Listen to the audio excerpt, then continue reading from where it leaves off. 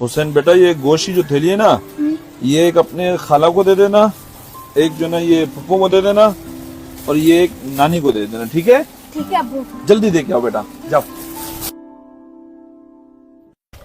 अरे काशिफ, कहाँ से आ रहे हो? अम्मी ने दाल मंगवाई थी, वही लेके आ रहा हूँ। दाल? और वो भी आज के दिन?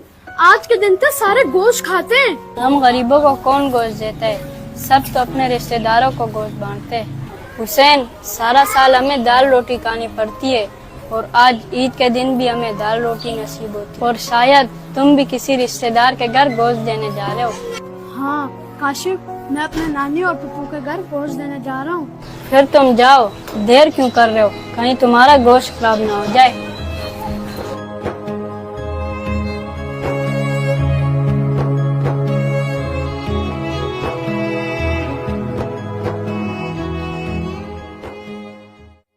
बेटा ये गोश्त लो और ये जाहिद भाई के घर पे दे के आ जाओ।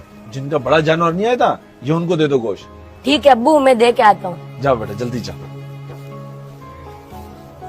जी हुसैन बेटा, गोश्त दे के आ गए? अब्बू मैंने दे दिया। बेटा इतना मायूस क्यों हो? अब्बू, मुझे रास्ते में काशिफ मिला था, वो दाल लेके जा रहा था। आज ईद के दिन भी वो दाल खा रहे।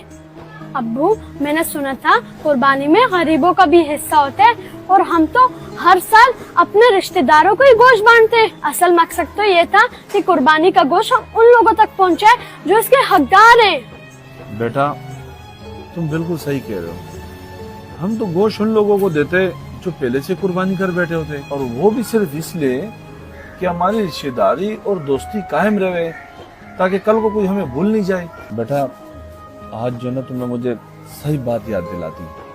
एक काम करो, ये दोनों गोश्त की थैली जो ना काशिफ के घर पे देके आ जाओ। ठीक है अब्बू। जाओ बेटा।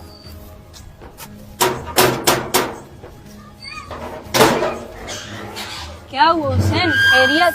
ये देखो काशिफ, मैं तुम्हारे लिए गोश्त लाया हूँ। क्या वाकई ये तुम मेरे लिए लाए हो? हाँ काशिफ, जब ईद वाले दिन सारे गोश्त खा रहे हैं तो इसमें तुम्हारा हक भी बनना चाहिए ना। ये लो। जज़ाकल्लाह।